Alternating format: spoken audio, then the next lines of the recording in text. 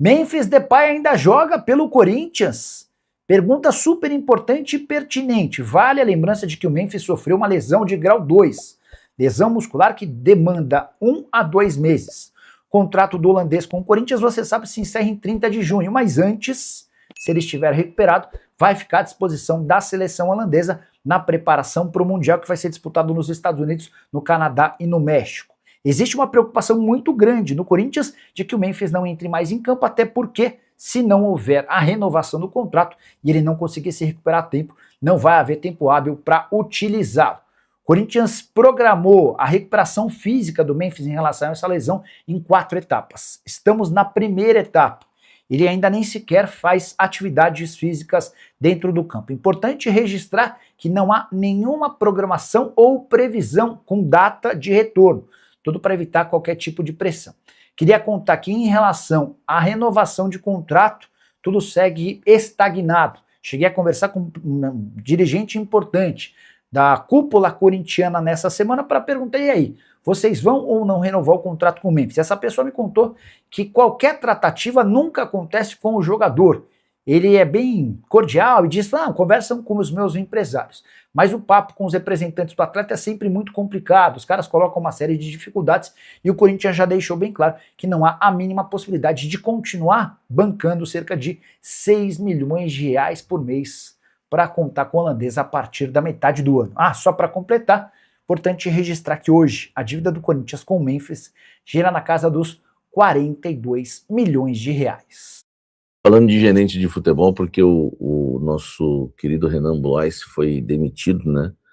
Aqui no canal Café do Setorista é assim, né? No domingo, né, após a derrota do Corinthians para o Inter, eu disse que o Dorival Júnior ia cair também o Renan Blois e muitos profissionais do scout do Corinthians, né? Então eu falo no domingo, já acontecendo aí na quarta-feira. O Renan Blois caiu e vai cair também, né? Vai cair também outros profissionais do departamento de scout do Corinthians, tá?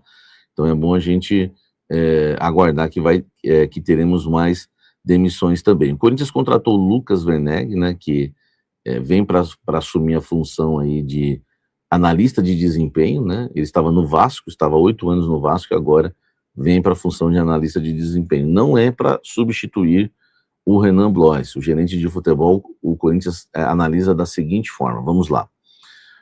Primeiro, o Fernando Diniz e o Marcelo Paes, no dia a dia, nos próximos dias e semanas, vai avaliar se esse profissional hoje no clube faz falta e é necessário, tá certo?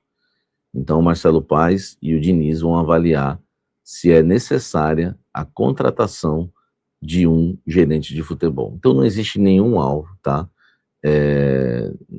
Paulinho é um nome que não agrada muito a cúpula corintiana, eles acreditam que se for para contratar alguém, tem que ser alguém com mais experiência. Então, se o Paulinho não tem experiência, que já está no Mirassol, você imagine outros nomes que estão sendo citados aí. Falaram para mim que o Marcelinho Carioca não procede, não faz nem sentido, tá? Renato Augusto também não tem nada. Enfim, não existe nenhum nome ainda, tá? Nenhum nome ainda. Então, não adianta a gente ficar especulando. O que se sabe apenas, né? O que se sabe apenas, claro, sempre respeitando a informação de todos. O que se sabe apenas, o que eu apurei, é que vai ser feita uma avaliação ainda do Diniz e do Marcelo Paes para ver se será necessário, né, esse profissional no clube, né, se será necessária a contratação de um gerente de futebol. O que você acha? É necessário ou não?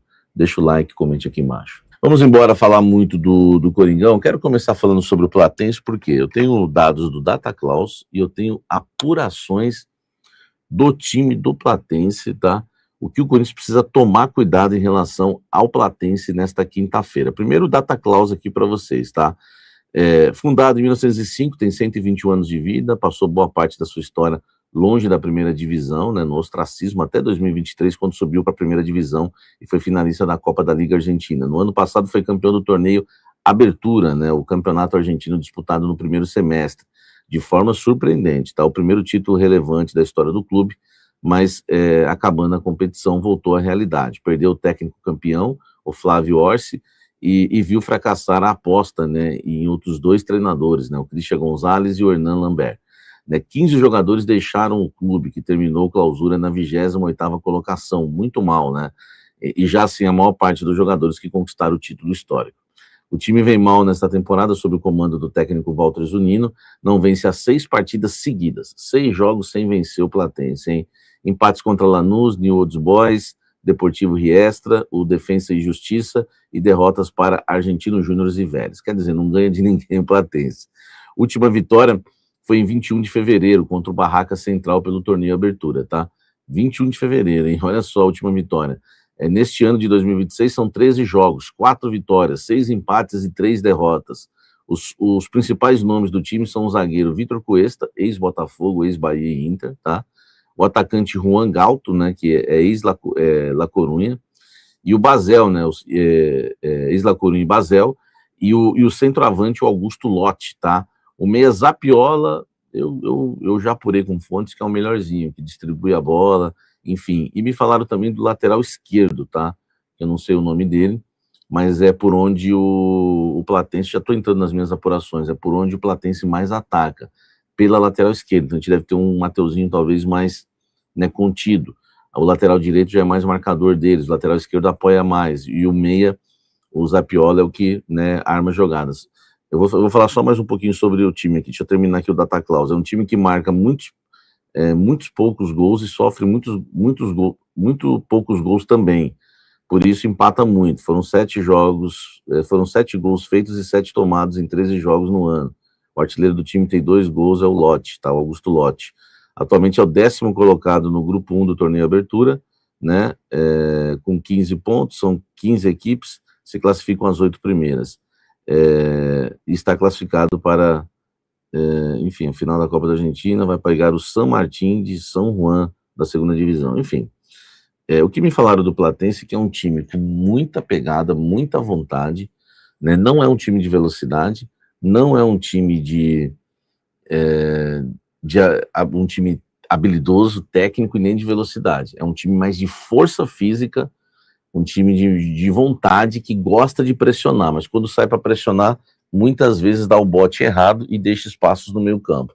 Se o time tiver organizadinho pelo Diniz já nesse primeiro jogo, né, e não só isso, né, tiver acordado também e quiser jogar, a chance do Corinthians ganhar é muito grande, tá? A gente já viu aí, não ganha 6 jogos, e é um time que não tem velocidade, né, o 10 é o técnico do time, o jogador mais técnico do time, o lateral esquerdo é o que mais ataca, o lateral direito mais fica, dá botes errados, sobe para marcar, mas deixa espaços, enfim, mas tem muita raça. Então, o Coringão tem que entrar com vontade aí para vencer o Platense, porque tem tudo para conseguir essa vitória na primeira rodada aí da fase de grupos da Libertadores. Deixa o like, comente aqui embaixo. Vamos seguir aqui falando muito do Sport Clube Corinthians Paulista. Fernando Diniz realizou o primeiro treino. 2 coisas que eu quero falar: chacoalhão do Diniz e treino. Assim a gente já encerra o nosso blend. Vamos lá. Primeiro, Fernando Diniz sabe a característica do elenco. E não estou falando característica técnica não, porque isso ele já enfrentou o Corinthians, já jogou contra. Ele sabe todos os bastidores já do elenco corintiano. Mimado, que não dá um pouco a mais quando precisa, que não se entrega muito, apático, sem alma. Diniz já está sabendo de tudo. O Diniz é que assim, me falaram isso, as pessoas acham que ele é o cara durão, que vai encarar todo mundo, ele é muito político. Então, na entrevista coletiva, falou bem do Memphis, falou bem de... E para não perder o grupo, claro, não é burro. Mas ele sabe o que está acontecendo e ele promete um chacoalhão nesse elenco, tá? Nos bastidores ele vai tentar encarar e resolver essa situação. Ele já entende que é o maior desafio da carreira dele também. Estou falando coisas para vocês que ele não falou na coletiva, né? Que ele vai chacoalhar o elenco, que vai tentar tirar essa apatia, deixar de ser esse time sem alma, sabe que é o maior desafio da carreira dele. Só que ele pretende fazer uma coisa. Olha só as coisas que eu estou revelando para vocês. A primeira coisa que ele quer fazer é acertar a tática do time, uma maneira de jogar, achar os jogadores para as posições certas, né? Aí sim, ele quer ganhar primeiro o time com a liderança técnica, né? Que o elenco, ele quer ganhar o elenco assim, que o elenco possa ver que ele entende de bola e aí começar a respeitá-lo dessa forma. Então, o primeiro passo do Diniz nessa estratégia de chacoalhar o elenco vai ser esse passo. Ele chega com a ideia de que, né, precisa é primeiro ganhar o elenco na questão tática e técnica, mostrar que ele é bom, que ele sabe, então ele quer achar a primeira maneira do time jogar, depois ele vai para cima encarar os caras, porque ele sabe já quem é quem ali dentro, tá bom? Informação importante para vocês. Sobre o time, ele não realizou muitos treinos aprofundados hoje. Como a pessoa fala, o Diniz treina por horas, não foi isso. No primeiro treino ele não agiu assim. Colocou 2 times, trocou, né, o Bidu, por exemplo, chegou aí para o time reserva, aí voltou para o time titular. Enfim, não dá nem para dizer que esse time titular que estão divulgando aí é de fato, né, o time que vai entrar em campo, né, porque é uma formação que foi divulgada pelo GE, né, mas pode ser, tá? Hugo Souza no gol, Mateuzinho, Gabriel Paulista, Gustavo Henrique, Bidu, Ranieri, Bidon, André e Garro, Kaique e Pedro Raul, tá certo? O Yuri tem aquela coisinha, né, que é bom jogador, tudo, mas é muito dodói, né? Acho que o Diniz já sabe disso também. Enfim, vamos ver se amanhã ele vai estar disposto a jogar. Aí ele entraria em campo, né? Enfim, não tem informações do Yuri, tá, gente? Isso aí está sendo mantido em sigilo, então não posso dizer para você se o Yuri vai jogar ou não. Eu posso dizer que ele realizou pouco treino em relação ao sistema tático, fez um treino de ataque e defesa, não treinou só a defesa, treinou ataque e defesa, fez algumas simulações de jogo, enfim, um treino básico, nada demais no primeiro treino do Diniz, e talvez essa formação aí para fazer a sua estreia, tá certo? Fala pessoal, estamos aí com atualizações importantes do Corinthians. Se inscreva e ative o sininho para receber mais atualizações do Timão. Deixe seu like, que é muito importante para o crescimento do canal. Utilize o espaço aqui embaixo para registrar sua opinião. Ficamos por aqui com mais esse giro de notícias. Um abraço e até o próximo vídeo.